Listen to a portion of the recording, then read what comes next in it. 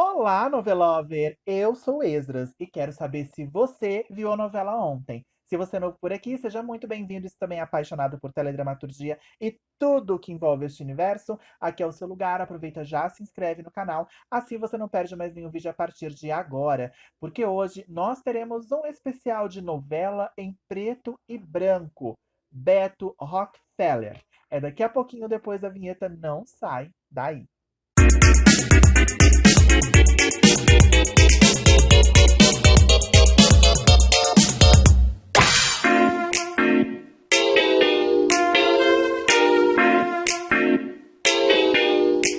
Beto Rockefeller foi uma telenovela exibida às 8 da noite pela TV Tupi, escrita por Braulio Pedroso, com direção geral de Lima Duarte e Walter Avancini, que estreou no dia 4 de novembro de 1968, tendo um total de 230 capítulos e hoje completando exatos 55 anos de sua estreia. Na história, Alberto, vivido por Luiz Gustavo, ou simplesmente Beto, como é mais conhecido, é um charmoso representante da classe média baixa que mora com os pais, Pedro Jofre Soares e Dirce Eleonor Bruno, e a irmã Neide Irene Ravache, no bairro de Pinheiros, em São Paulo, e trabalha como vendedor em uma loja de sapatos na rua Teodoro Sampaio.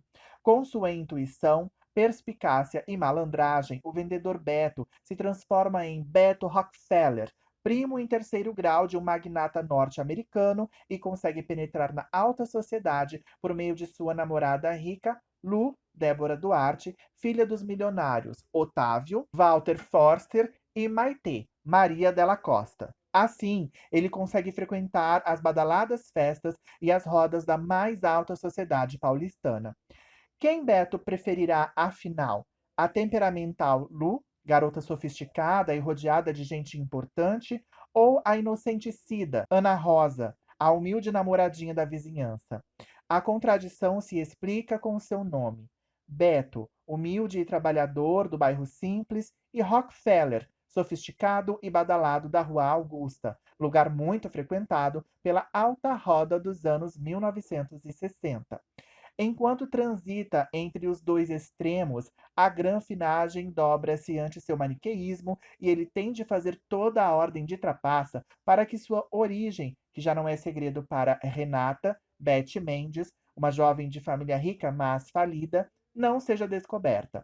Para se safar das confusões, o Bicão Beto conta sempre com a ajuda dos fiéis amigos Vitório, Plínio Marcos e Saldanha, Rui Rezende. Esse, então, é o resumo dessa novela que foi um divisor de águas na teledramaturgia brasileira, um clássico, um grande sucesso, que a gente vai saber mais agora das curiosidades dos bastidores de Beto Rockefeller. Oi, novelover! Eu tô interrompendo aqui esse vídeo rapidinho só para lembrar vocês que agora nós temos um clube de membros aqui no canal. Sim, por apenas R$ 4,99 ao mês, você pode se tornar um membro deste clube, com 2 vídeos exclusivos todo mês, com enquetes exclusivas para assinantes e tendo o seu nome mencionado em todos os vídeos do canal. E se você ainda quiser ajudar o canal com um Pix, eu vou deixar ele no final desse vídeo e também na descrição aqui embaixo. Agora, continua assistindo o vídeo aí. A teledramaturgia brasileira se divide em 2 fases, antes e depois de Beto Rockefeller. Tratava-se do auge da nacionalização da nossa teledramaturgia, iniciada timidamente com algumas produções anteriores. Beto Rockefeller deu início a um novo formato que passou a ser seguido pelas demais emissoras. A TV Globo, por exemplo, aderiu ao estilo com o desligamento da autora Glória Magadã, a cubana que até então era responsável pela teledramaturgia da emissora, com dramalhões fantasiosos baseados no estilo latino que nada tinham a ver com a realidade brasileira. A ideia inicial da novela foi do então diretor artístico da TV Tupi, Cassiano Gabus Mendes. O personagem protagonista, vivido por Luiz Gustavo, surgiu na boate paulistana Dobrão, que pertencia a Cassiano. Uma menina da alta sociedade comemorava lá seu aniversário, quando de repente entrou um camarada com roupa descolada, pegou flores no balcão, deu para a aniversariante, que era lindíssima, tirou-a para dançar e, no final, acabou levando a moça embora. Segundo aspas de Luiz Gustavo, cunhado e amigo de Cassiano, perguntei para um amigo quem era o cara. Acredita que ninguém conhecia? Falei para o Cassiano. Era um bicão. E ele, bicão não, ele é um puta personagem. Com a ideia do personagem na cabeça, Cassiano foi atrás do autor. Braulio Pedroso, ex-editor do caderno de literatura do jornal O Estado de São Paulo. Ele estava na pior. Havia sofrido um acidente, estava sem dinheiro e morava na garagem da atriz Ruth Escobar. Logo aceitou o desafio. Porém, como Braulio era um homem do teatro e pouco entendia sobre televisão, seus textos eram adaptados pelo diretor da novela, Lima Duarte. Cassiano, Braulio e Lima estavam por trás de uma trama simples, mas que mostrava uma nova proposta para a televisão brasileira. Braulio Pedroso comentou sobre a novela o seguinte, abre aspas. Foi uma fase complicada de minha vida que Beto Rockefeller tinha aparecido. Eu estava desempregado e vítima de um acidente de carro. Comecei então a escrever a novela imobilizado em cima de uma cama, ditando texto para o contra-regra da Tupi chamado Paulo Biratã, mais tarde diretor da Globo Datilografar. Fecha aspas. E a identidade do protagonista? Cassiano Gabus Mendes, Luiz Gustavo e Braulio Pedroso sabiam que o nome precisava ser curto e remeter a algo nobre, para um malandro cheio de ginga que sempre teria uma boa sacada para os imprevistos. Não demorou muito para chegarem a Beto, porém o sobrenome exigiu um pouco mais de atenção. Onassis e Rothschild foram propostos por Luiz Gustavo, e Rockefeller foi o tiro certeiro de Cassiano. Beto Rockefeller abandonava a linha de atitudes dramáticas e artificiais que acompanhavam as novelas desde que o gênero havia chegado ao gosto nacional. Na verdade, uma primeira tentativa havia sido feita por Lauro César Muniz na novela Ninguém Crê em Mim, da TV Excelsior, exibida em 1966. Em que o tom coloquial dos diálogos rompia com os padrões estabelecidos até então. Todavia, só mesmo com o trabalho de criação e o posicionamento de modernizar a linha de telenovelas, foi possível adaptar o público às novas exigências. Não só os diálogos mudaram, tudo passou por uma renovação, a estrutura da história principalmente. O maniqueísmo vigente encontrou seu contraponto no protagonista. Beto, o anti-herói, assumiu os postos até então ocupados por personagens de caráter firme, sensatos, absolutamente honestos e capazes de qualquer proeza para salvar a mocinha das adversidades. A sua concepção procurava se aproximar das pessoas comuns, isto é, ter as atitudes boas ou más, conforme se apresenta à vida. Um dos méritos da novela foi dar ao público uma fantasia com gosto da realidade. As notícias que andavam nos jornais da época faziam parte de sua trama. Os fatos mais sensacionais e as fofocas mais quentes eram comentadas por seus personagens. Beto Rockefeller revolucionou até o modelo de interpretação dos atores, que passou dos exagerados gestos dramáticos para uma forma natural. O próprio Luiz Gustavo fazia questão que o personagem fosse o mais verdadeiro possível. A linguagem era coloquial, os diálogos incorporavam gírias e expressões do cotidiano. Isso fazia com que o público se identificasse com a história. Muitas vezes os atores improvisavam suas falas, inventando diálogos que não estavam no script, que também era novo na TV. Além da linguagem coloquial e interpretação despojada, Beto Rockefeller foi uma escola para o improviso. Incentivados pela direção de Lima, Luiz Gustavo e Plínio Marcos, o Vitório, melhor amigo de Beto, criavam gírias e inventavam diálogos inteiros na hora de gravar. Beth Mendes, que virou musa da juventude com sua Renata, uma das namoradas de Beto, contou o seguinte, abre aspas. O Plínio tinha todo um jeitão para dar veracidade. Ele pegava o texto não decorado e dizia, porra, Beto, com sotaque italiano. E o Lima, não pode falar porra. E ele, sou mecânico e tu não quer que eu fale porra, porra? E acabou indo porra pro ar. Fecha aspas.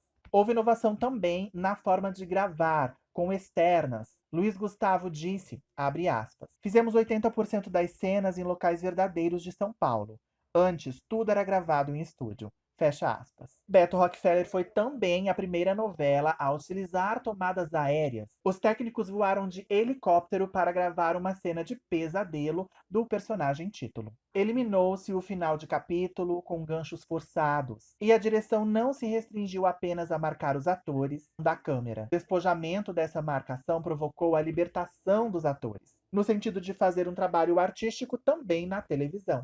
Outra inovação foi a trilha sonora. Deixou de trazer temas sinfônicos tocados por orquestra e utilizou sucessos populares de artistas da época, como Erasmo Carlos, Luiz Melodia, Beatles, Rolling Stones, Bee Gees e Salvatore Adamo. A identificação do público com personagens e seus temas musicais começou com Beto Rockefeller. No entanto, uma trilha sonora oficial da novela nunca foi lançada comercialmente. Mas nem tudo foi perfeito em Beto Rockefeller. O sucesso fez com que sua emissora espichasse a história e Braulio Pedroso, em grande estafa, abandonou provisoriamente a sua obra, sendo substituído por 3 autores liderados por Eloy Araújo. Lima Duarte também ausentou-se, sendo substituído por Walter Avancini. Alguns atores tiraram férias e muitos dos capítulos eram preenchidos com qualquer criação de emergência. Um grupo de jovens dançando em uma festinha, um personagem caminhando indeciso, ou então uma determinada ação, sem diálogos, era acompanhada por alguma música de sucesso. Com uma mudança tão radical, a novela poderia perder audiência. Mas isso não aconteceu. O esquema de produção em cima da hora, as longas jornadas de trabalho, as cansativas externas, o estúdio improvisado e o atraso no pagamento foram gerando cada vez mais estresse no elenco e muitos atores começaram a pedir para sair da novela. A atriz Ana Rosa desabafou que a novela foi longa e no final todos estavam muito cansados, querendo que terminasse logo. O próprio Luiz Gustavo pediu férias e os autores foram obrigados a justificar a saída de Beto Rockefeller, colocando boa parte da carga dramática em Neide, irmã do protagonista interpretada por Irene Ravache, e criar cenas para preencher o tempo. Gravar uma cena para colocá-la no ar no mesmo dia era algo relativamente comum em Beto Rockefeller, que exigia estratégia de equipe, muita confiança do diretor Lima Duarte e a certeza que a fita chegaria na hora certa. Luiz Gustavo contou o seguinte, abre aspas. A gente estava rodando na Rua Augusta, por exemplo, o terceiro segmento do capítulo, e no ar estava o primeiro bloco. Aí entravam os comerciais e voltava a segunda parte. Tirava a fita correndo, colocava no carro que saía voando para a emissora e entrava a conclusão daquela noite. Era quase uma coisa ao vivo. Fecha aspas. Às vezes, o material não chegava a tempo e os produtores, que estavam na sala de controle no Sumaré, esticavam o intervalo com chamadas da programação e propagandas soltas para aguardar a entrada do bloco. Tudo o que foi válido serviu de base para as novelas do futuro. Até mesmo as improvisações dentro da falta de organização da época servem de modelo até hoje. Porém, no fundo, se as novelas revolucionavam na sua fórmula, seu conteúdo era mantido o mesmo, um vai e vem em busca de audiência. Como o protagonista, Luiz Gustavo atingiu o auge de sua popularidade, consagrou como um grande ator da televisão brasileira. Por seu trabalho, Plínio Marcos foi premiado com o troféu Imprensa de Revelação na televisão no ano de 1968. Em 69, Beto Rockefeller foi eleita a melhor novela daquele ano, enquanto Lima Duarte levou o prêmio de melhor diretor e Débora Duarte de melhor atriz. Devido ao seu alongamento, a novela apresentou alguns personagens efêmeros, que sumiam e desapareciam de acordo com a necessidade do roteiro. Assim, surgiu Domingos, dono de uma oficina, só aparecia de costas e que em pouco tempo morreu. Foi o caso também de Secundino, mordomo na mansão do milionário Otávio. Desse personagem, o público só conhecia as mãos e a voz misteriosa. Ele também desapareceu sem que seu rosto fosse visto.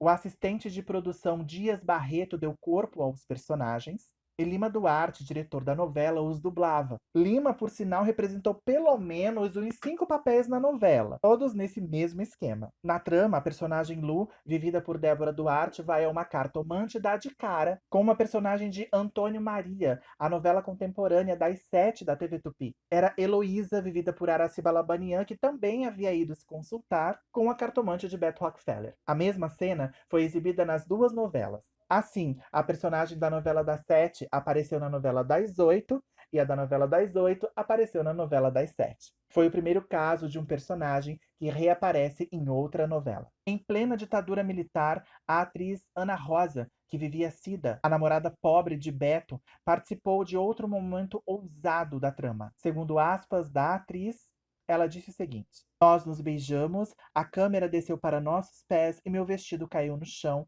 insinuando que íamos transar. A censura quase impediu de ir ao ar. A novela esteve o tempo todo no foco do regime da censura militar. Luiz Gustavo contou a Flávio Rico e José Armando Vanucci para o livro Biografia da Televisão Brasileira o seguinte, abre aspas: A cada 15 dias, a gente parava para atender o general responsável pelos vetos. Eu e o Plínio Marcos éramos chamados porque, segundo o militar, na mesa dele estavam inúmeros casos de homens que se comportavam como nossos personagens, meio rebeldes, meio malandros. Eu só não coloco vocês na gaiola porque estão no ar e isso vai me dar mais dor de cabeça, ouviu o ator durante uma reunião com um censor. Fecha aspas. Foi em Beto Rockefeller que a novela recebeu, ainda que em caráter não oficial, o primeiro merchandising. Como Beto bebia muito uísque, Luiz Gustavo fez um acordo com o laboratório farmacêutico Fontoura, que estava na época lançando o Engov, um remédio contra a ressaca, que a gente conhece muito bem, e ele faturava cada vez que engolia o remédio em cena. O combinado do ator com o fabricante era: cada vez que Beto dissesse a palavra Engov, Luiz Gustavo ganharia 3.000 cruzeiros. O salário da Tupi na época era de 900 cruzeiros por mês.